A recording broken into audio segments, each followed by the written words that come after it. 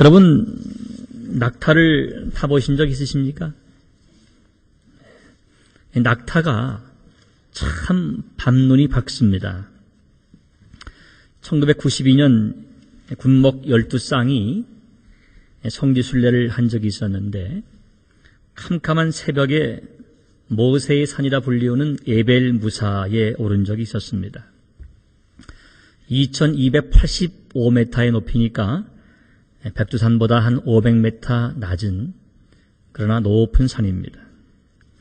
이 산은 모세가 장인 이드로의 양을 치다가 떨기나무 불꽃 가운데서 말씀하시는 여호와를 만나서 소명을 받은 곳으로 호렙산 혹은 시내산이라 불립니다. 제 기억으로 그때 이집트 호텔에서 새벽 2시에 깨가지고 차를 타고 산 아래까지 가서 사모님들은 10불 정도를 내고 낙타를 타고 올라가고 저희들은 걸어서 산 정상까지 아주 고생하면서 간 기억이 있습니다. 가장 기억나는 것은 그 에벨무사 모세의 산 꼭대기에서 동력이 떠오르는 그 동력의 태양을 보면서 너무나 감격했던 그리고 새벽 기도를 드렸던 그 순간이 지금도 생생하게 기억이 납니다. 바로 오늘 본문에 그 시내산이 등장하게 됩니다. 이스라엘 민족은 출애굽한 지 2달 만에 출애굽기 3장 12절에서 하나님께서 말씀하신 대로 시내산 아래에 도착을 합니다. 오늘 본문은 그 시내산에서 일어난 사건 중에 최초의 사건으로서 1절부터 6절까지 보면 이스라엘을 거룩한 나라요 영원한 하나님의 소유로 삼으시고자 하는 시내산 언약, 그 하나님의 계시가 등장하게 되고 또 9절부터 15절까지 하나님께서 언약의 조건으로 바로 이스라엘 백성들에게 성결, 헐리니스를 요구하시는 장면, 그 나머지 마지막 절까지는 성결 작업이 끝난 후에 하나님께서 위험 중에 임재하시는 장면입니다.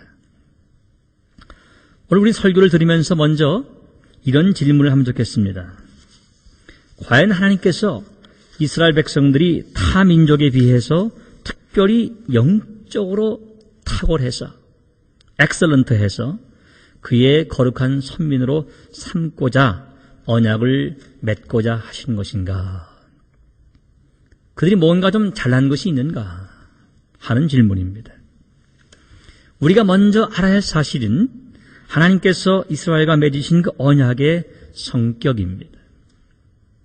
5절에 보니까 세계가 다 내게 속하였나니 너희가 내 말을 잘 듣고 내 언약을 지키면 너희는 열국 중에서 내 소유가 되겠고, 하나님의 소유가 되기 위해서는 하나님의 말씀을 잘 듣고 언약을 지켜야 한다는 것입니다.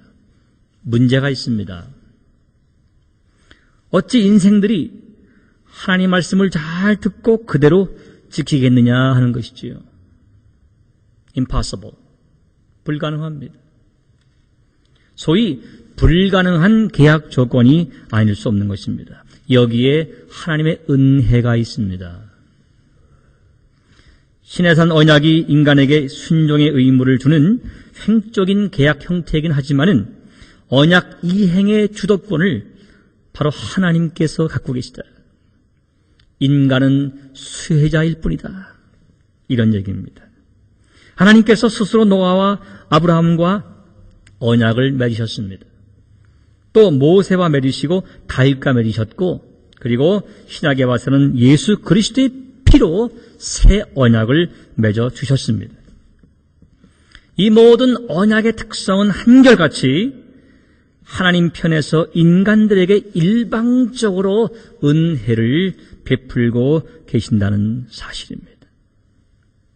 레위기 26장 9절에 보게 되면 내가 너희를 권고하여 나의 너희와 세운 언약을 이행하여 너희로 번성케 하고 너희를 창대하게 한다 그랬습니다. 내가 너희와 세운 언약을 이행한다. I will keep my covenant. 내가 킵한다. 내가 세운 카버넨트를 내가 킵한다는 것입니다. 내가 지킨다는 것입니다. 이것이 은혜인 것입니다. 오늘 본문 10절부터 15절까지 보게 되면 하나님께로부터 언약의 율법을 받기에 앞서서 백성들에게 요구되는 조건이 있었으니 성결입니다.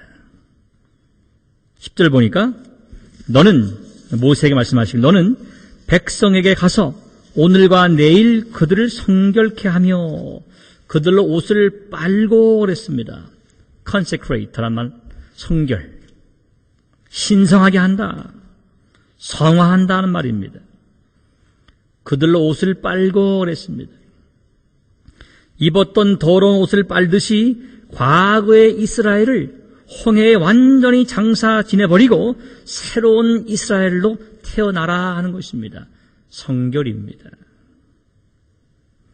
세상과 분리하고 구별해서 헌신하라 하는 뜻입니다. 주의 백성 되기 위해서는 먼저 자신을 세속으로부터 분리시키는 성결의 작업이 필요하다는 것입니다. 문제가 또 보입니다. 어떻게 우리가 스스로 성결할 수 있느냐? 여기서 우리는 신구약 성경의 신비스러운 일치와 연속성의 신학을 깨닫게 됨과 동시에 위대한 하나님의 사랑을 만나게 됩니다. 이 언약 속에는 하나님의 일방적인 사랑과 은혜가 담겨 있습니다. 무엇입니까? 바로 예수 그리스도의 피에 그 옷을 씻어서 쉬게 된다는 계시록 7장의 말씀이 이 구약의 말씀과 그대로 일치가 된다는 사실이에요. 할렐루야. 예수 그리스도의 보혈입니다. 어린 양 예수의 피로 말미암아 너희가 내 말을 잘 듣고 내 언약을 지키면이라고 하는 그 어려운 전제 조건을 예수 그리스도의 보혈로 말미암아 다 응하게 한다는 것입니다. 이것이 은혜인 것입니다. 이것이 사랑인 것이에요.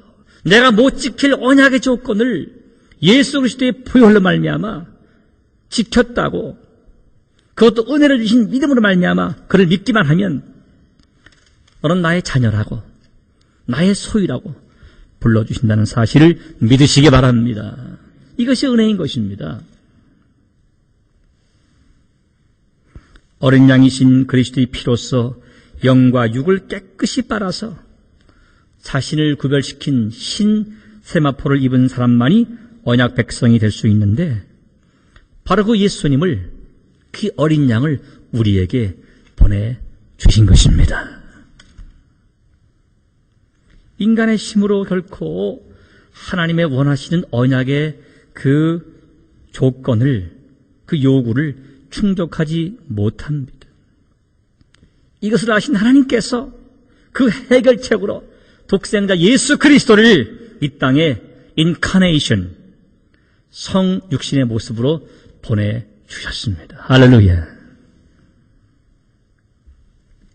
다시 말씀드리면 5절에 너희가 내 말을 잘 듣고 내 언약을 지키면 이란 조건절은 이미 하나님의 은혜로 주신 믿음과 그리스도의 십자가의 희생의 피로 해결됐다는 것입니다. 영어 성경에 보게 되면 If you obey me fully하게, 내가